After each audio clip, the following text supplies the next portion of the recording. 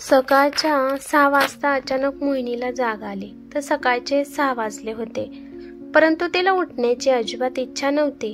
तिने विचार केला की थोड्या वेळ असं झोपावा आणि असं पण आता सकाळच्या वेळी कोणाचा डब्बा पण करायचा नव्हता. नवरा 5 दिवसापूर्वीच तिचा निवृत्त झाला होता. 6 महिन्यापूर्वीच मुलीचे लग्न झाले होते आणि मुलगा वर्ष झालं कामानिमित्त दुसऱ्या शहरात होता. तेवढ्यात मोहिनीच्या कानावर जयदीपचा मोठा आवाज आला. तो म्हणाला की समजत नाही का, सकाळी 6 वाजून गेले आहेत आणि अजून झोपली आहेस? बायकांनी सकाळच्या वेळी लवकर उठावे. चल लवकर, मला चहा करून दे. मूर्ख बाई कुठली, असं म्हणून त्याने तिच्या पाठीत एक लाथ घातली. मोहिनी तिथेच आई ग आई म्हणून ओरडू लागली. त्यानंतर मोहिनी तिचं रोजचं काम करू लागली. तेव्हा अजून तिचा नवरा जयदीप तिच्यापाशी आला आणि म्हणाला की झाला का नाही अजून चहा? तुला माहित आहे ना की मला वेळेवर चहा लागतो? मोहिनी जरा रागात म्हणाली, हो हो, मला माहित आहे की तुम्हाला वेळेवरच चहा लागतो. जरी मी विसरले तरी तुम्ही आठवण काढून द्यायला तयारच आहात की? मोहिनी म्हणाली, आता तुम्हाला ऑफिसला जायची घाई नाही, त्यामुळे सकाळी जरा उशिरा उठलं म्हणून काय बिघडणार आहे? जर तुम्हाला खूपच चहा पिऊ वाटत होता तर स्वतः करून घ्यायचा 1 कप. मोहिनीचे उत्तर ऐकून जयदीपच्या रागाचा पारा अजूनच चढला. बावळट, नवऱ्याला उलट उत्तर देत आहेस? तुझ्या आईबापाने तुला हेच शिकवले आहे का? आईबापाचं नाव काढल्यावर मोहिनीची अजूनच अटकली. ती रागात म्हणाली की हे बघा, तुम्हाला माझ्यासोबत काय करायचं आहे ते करा, परंतु सकाळी सकाळी माझे आईबाप काढू नका. माझा बापूवर गेला तरी पण तुमचं बापुराण अजून संपलं नाही. आणि तिने चहाचा कप जोरात त्याच्या पुढे आदळला आणि मनात म्हणाली, प्या चहा, कधी तुम्हाला पिण्यासाठी भेटलाच नसेल. तो तिच्याकडे रागाने पाहू लागला. चहा देऊन जशी मोहिनी वळाली तसं जयदीपने तिच्या पाठीत 4-5 बुक्क्या मारल्या आणि वरून तोंडाचा पट्टा सुरू केला. एकदम थर्ड क्लास आहे तुझं माहेर. अजून एकदा तिचं माहेर काढल्यामुळे तिला खूप राग आला आणि ती पाठीमागे त्याच्याकडे तोंड करून पाहू लागली.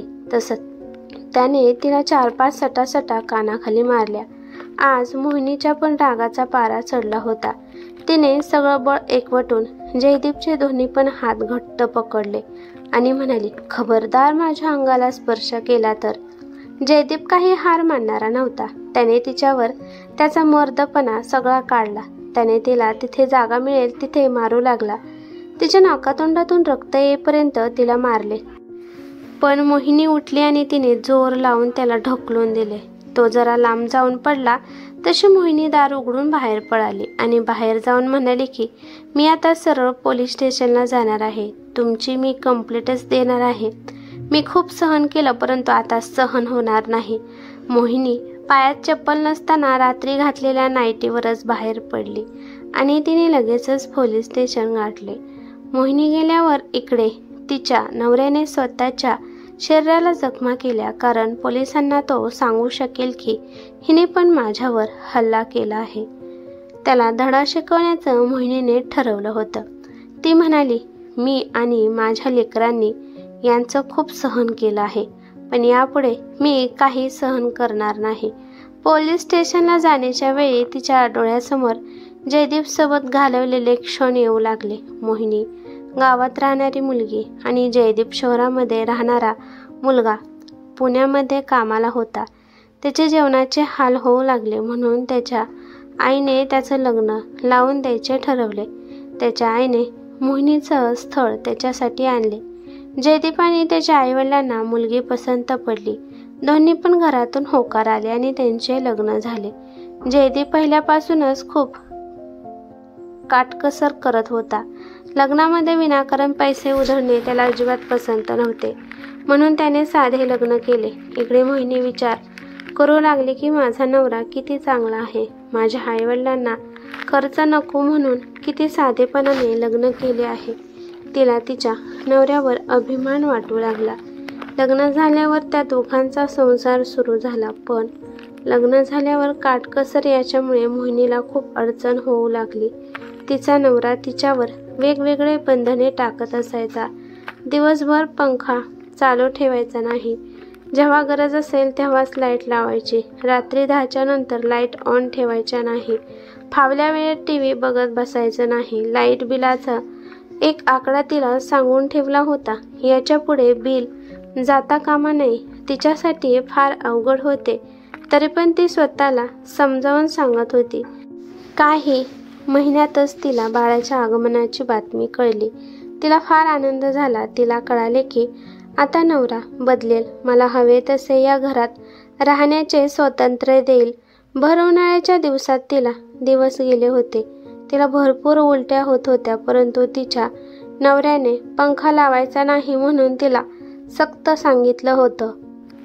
तिला फॅन लावून बसू वाटत होते, त्यामुळे ती तिच्या नवऱ्याला म्हणत होती की मला फॅन लावून बसू वाटत आहे. तर मग तिचा नवरा जयदीप म्हणायचा की मग बिल काय तुझा बाप भरणार आहे का? आणि या जगात तू एकटीच आई होणार आहे का? काही ठिकाणी लाईट नसताना पण ते त्या बाया आई होत आहेत. तुला सगळं मिळालं आहे म्हणून नखरे करत आहेस. बिचारी मोहिनी आपल्या नवऱ्याच्या बोलण्यावर शांत झाली. एके दिवशी 50 रुपये बिल जास्त आले म्हणून जयदीपने घर डोक्यावर घेतले. याच्यामुळे त्याने त्याच्या बायकोच्या माहेरच्या पूर्ण खानदानाचे नाव काढले. ती म्हणाली की खूप उकडत असते म्हणून जरा वेळ लावला फॅन म्हणून काय बिघडत आहे? तू मला उलट उत्तर देत आहेस? तुझी आई पण तुझ्या बापाला अशीच उलट बोलते का? आणि असं म्हणून तो तिला पाठीत बुक्की मारत असायचा. कधी हातावर कधी लाथ द्यायचा. ती तिच्या बाळाला काही इजा होऊ नये याची काळजी मात्र घेत होती. एकदाचा 9वा महिना लागल्यावर मोहिनी तिच्या माहेरी बाळंतपणासाठी गेली. तिची आई आणि वहिनी तिचे फार डोहाळे पुरवत होत्या आणि मुख्य म्हणजे ती मनसोक्त टीव्ही आणि फॅनची हवा घेऊ शकत होती. मोहिनीला पहिल्या वेळेस मुलगा झाला. 3 महिने बाळाला झाल्यावर त्याचे नामकरण झाल्यावर ती तिच्या सासरी परतली. मुलगा झाला आणि तो बाप झाला याने जयदीपच्या स्वभावात काडीचा सुद्धा फरक पडला नाही. एकदा तर जयदीप मोहिनीच्या माहेरी आला. तिने तिच्या बाळाला पाळण्यात फॅन लावून झोपवले होते. जयदीप हळूच रूममध्ये आला आणि त्याने फॅन बंद केला आणि मोहिनी म्हणाली की अहो, आताच हा झोपला आहे, फॅन का बंद करत आहात? जयदीप म्हणाला की याला फॅनची सवय तूच लावत आहे. तिकडे आल्यावर मी तुला फॅन लावून देणार नाही, त्यामुळे आतापासूनच सवय करून घे. मोहिनी तिच्या बाळाला हळूच सांगत असायची की बाळा, फॅन चालू नसताना झोपण्याचा प्रयत्न कर. फॅन चालू केल्यावर तुझे बाबा मला मारतात रे. बाळ आल्यावर खर्च वाढला म्हणून जयदीप चिडचिड करत होता. पैसे हातात नाही राहिल्यावर तो तिलाच मारत असायचा. 2 वर्षांनी अजून मोहिनीला दिवस गेले. यावेळेस मात्र मोहिनीला बाळ नको होते, परंतु जयदीपला बाळ हवे होते. नवऱ्याच्या पुढे काय चालणार म्हणून तिने ते बाळ ठेवले. जयदीप तिला म्हणाला की बाळंतपणासाठी आता माहेरी जा. मोहिनी म्हणाली की पहिलं बाळंतपण फक्त माहेरी करतात, त्यानंतर दुसरे बाळंतपण सासरीच होत असतं. तुम्ही तुमच्या आईला बोलवा, नाहीतर मी माझ्या आईला इथे बोलवते, परंतु मी माहेरी जाणार नाही. मोहिनीने तिच्या नवऱ्याला चांगलेच फसवले होते, कारण तिला माहीत होतं की या बाळंतपण तिचा नवरा 1 रुपया सुद्धा खर्च करणार नाही. सगळी जिम्मेदारी तो तिच्या माहेरच्यांवर ढकलून देणार होता. जयदीपची आई 1 महिन्यासाठी तिथे येऊन राहायला तयार झाली. जयदीपची आई 4 दिवसाच्या वर त्याच्यापाशी अजिबात राहत नव्हती, कारण तिला तिच्या मुलाचा स्वभाव पूर्णपणे माहीत होता. तो नेहमी कटकट करत असायचा. 2 दिवसानंतर लगेचच बाळंतीण झाली. घरी आल्या आल्या तो तिच्या मागे कटकट करत असायचा. त्याची आई त्याला समजावून सांगायची, अरे कोवळी बाळंतीण आहे ती, तिच्या मागे कटकट करू नकोस, तिला मारू नकोस. अरे सहनशक्तीला पण एक मर्यादा असते. तू माणूस आहे का राक्षस आहेस? बायकोची नाही, कमीत कमी या छोट्याशा बाळाची तरी काळजी घे. हिच्यावर तुला दया येत नाही का? तरी पण त्याच्या स्वभावात काडीचा सुद्धा फरक पडला नाही. तो म्हणाला की बायकोला मुठीत ठेवलं म्हणजे चांगलं असतं, नाहीतर ही डोक्यावर चढते. आपल्या मुलाचं बोलणं ऐकून आईने डोक्याला हात लावला. 1 महिना त्याची आई तिथे राहिली. तिने मोहिनीची खूप काळजी घेतली. जाताना त्याची आई तिला फक्त एवढेच म्हणाली की सुनबाई काळजी घे, आणि ती निघाली. जाताना त्याची आई त्याला म्हणाली की हे बघ जयदीप, आता तरी सुधारण्याचा प्रयत्न कर. आता 2 लेकराचा बाप झाला आहेस, नाहीतरी काहीतरी अनर्थ होईल. जयदीपची दुसरी मुलगी 7-8 महिन्याची होती तेव्हा त्याने त्याच्या बायकोला खूप मारले. ती तिच्या मुलांना घेऊन माहेरी गेली. 7-8 दिवस ती माहेरी आनंदात राहिली. परंतु एके दिवशी तिची आई तिला म्हणाली की हे बघ बाळा, तुझं माहेर काही श्रीमंत नाही. अगं, जर तू एकटी असती तर आम्ही तुला सांभाळलं असतं, पण तुझ्या पदरी 2 लेकरं आहेत. तुझ्या लेकरांना सांभाळणं आम्हाला होणार नाही. तू आजपर्यंत जसं सहन केलं तसं पुढे पण सहन कर. जेव्हा तुझी मुली मोठी होतील तेव्हा तुझं सगळं चांगलं होईल. जा बाळा, तू तुझ्या घरी जा. 2 दिवस राहून मोहिनी तिच्या सासरी गेली. पण जयदीप वारंवार तिला खूपच मारत होता, तिला टॉर्चर करत होता. मोहिनीचा दिवस असा उगवायचा आणि असाच मावळायचा. ती बिचारी सहन करत राहिली. परंतु आज तिच्यामधली सहनशक्ती संपली होती आणि तिने आज पोलीस स्टेशन गाठले. सकाळच्या वेळी 45-46 वयाची एक बाई, पायात चप्पल नाही, नाईटी घालून आलेली आणि नाकातोंडातून आलेले रक्त पाहून पोलीस अचंबित झाले. आपल्या चेहऱ्याला पुसत मोहिनी म्हणाली की सर, मला माझ्या नवऱ्याबद्दल तक्रार द्यायची आहे. पोलीस म्हणाले, ताई, आधी तोंड तुम्ही धुवून या, खूप रक्त येत आहे. ती तोंड धुवून आली आणि त्यांच्या समोर आली. तिला पाणी पिण्यासाठी पोलिसांनी दिले. पोलीस म्हणाले, काय झालं आहे ताई, तुम्हाला कोणाबद्दल तक्रार द्यायची आहे आणि का द्यायची आहे? तुमचे वय 45-46 वर्षाच्या आसपास आहे आणि एवढ्या वर्षानंतर अचानक तुम्हाला तुमच्या नवऱ्याची तक्रार कशी काय द्यायची आहे?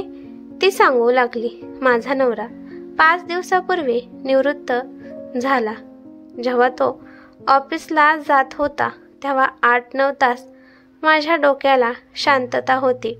पण जेव्हापासून तो घरी आहे तेव्हापासून तो रोज मला मारतो. उठता बसता मला मारत असतो. सकाळी उठल्या उठल्या त्याने माझ्या पाठीत एक लाथ मारले आहे. छोट्या छोट्या गोष्टीवरून झालेलं उकरून काढणे आणि कटकट करणे हे त्याचं नेहमीच आहे. 6 महिन्यापूर्वी माझ्या मुलीचे मी लग्न लावून दिले. या नवऱ्याच्या कटकटीमुळे मी तिचे लवकरच लग्न लावले. सर, वयात आलेल्या मुलांदेखत असं रोज भांडण करणे, मारहाण करणे चांगले नाही. माझा नवरा बऱ्याच वेळा मुलांना पण मारत असायचा. मी भोगले, परंतु मुलांची यातून सुटका व्हावी हाच विचार माझ्या मनात नेहमी येत होता. माझा मुलगा दुसऱ्या शहरात आहे. बापाच्या भीतीमुळे त्याला अर्धवट शिक्षण सोडून साधारण नोकरी करावी लागत आहे. मुलगी लग्न करून गेली. मुलगा नोकरीमुळे दुसरीकडे गेला म्हणून मी आनंदात होते की माझी दोन्ही मुले सुटली. इकडे माझा नवरा जयदीप पण खुश झाला, कारण त्याला अडवणारं आता कोणच नव्हतं. त्याला सगळीकडे आता मोकळं रान दिसत होतं. माझा नवरा मला जेव्हा मारायला येत होता तेव्हा माझी दोन्ही मुले खंबीरपणाने मला वाचवण्यासाठी उभा राहत होते. मला वाचवण्यासाठी माझी मुले स्वतः मार खात होती. आता मुले मोठी झाली आणि आपापल्या मार्गाला लावली. पण यामुळे जयदीपचं चांगलंच साधलं. सकाळी सकाळी शिल्लक कारणावरून त्याने मला मारहाण करायची सुरुवात केली. आज ठरवले होते की त्याला चांगलाच धडा शिकवायचा, म्हणून तडक इकडे निघून आले. पोलिसांनी मोहिनीच्या मुलीला आणि मुलाला ताबडतोब बोलवून घेतले आणि त्यांच्याकडून सगळं काही खरं काढून घेतलं. मोहिनीचे सगळे मेडिकल केले. त्यानंतर पोलीस तिच्या घरी रवाना झाले. तर घरी जयदीप डोक्याला पट्टी लावून बसला होता. पोलिसांनी त्याचे पण मेडिकल केले. त्याला जरा जास्त मार लागला होता म्हणून त्याला ॲडमिट केले. मोहिनीच्या मुलांनी हॉस्पिटलमध्ये जाऊन त्याच्या बापाला घराची चावी मागितली आणि जयदीप त्याला म्हणाला की त्या घरात फक्त तूच राहा, तुझ्या आईला त्या घरात अजिबात घेऊ नकोस. मुलगा म्हणाला, ठीक आहे, ती येणार नाही. त्यानंतर तो त्याच्या आईकडे आला आणि म्हणाला, चल आई घरी. ती म्हणाली की मला त्या घरी अजिबात जायचं नाही. तिचा मुलगा म्हणाला, नाही आई, त्या घरी राहायला जायचं नाही. आपण तेथून आपलं सामान घ्यायचं आणि तू माझ्यासोबत माझ्या कामाच्या ठिकाणी येणार आहेस. मोहिनी घरी आली. तिने आंघोळ केली, स्वच्छ कपडे घातले, बॅग भरली. तिने पूजा केली आणि दिवा लावून कायमचा तिने तो उंबरडा ओलांडला. ती तिच्या मुलाला म्हणाली, तुझी आजी मला म्हणत होती की जेव्हा मुले मोठी होतील तेव्हा तुझे पांग फिटेल आणि आज खरोखरच पांग फिटले आहे. आता मी मेले तरी काही अडचण नाही. तो म्हणाला की आई, असं वेडेवाकडे काही बोलू नकोस. आणि असं म्हणून तिचा मुलगा तिच्या हाताला धरून कायमचा त्या नरकातून तिची सुटका करून घेऊन गेला. इकडे जे ते व्यवस्थित झाल्यानंतर पोलिसांनी त्याच्यावर कारवाई केली. आता इकडे मोहिनी तिच्या मुलासोबत आनंदाने मोकळा श्वास घेऊ लागली. ही कथा कशी वाटली ते मला कमेंट करून नक्की सांगा. कथा आवडली तर लाईक शेअर नक्की करा आणि चॅनलवरती नवीन असाल तर सबस्क्राईब करायला विसरू नका. धन्यवाद.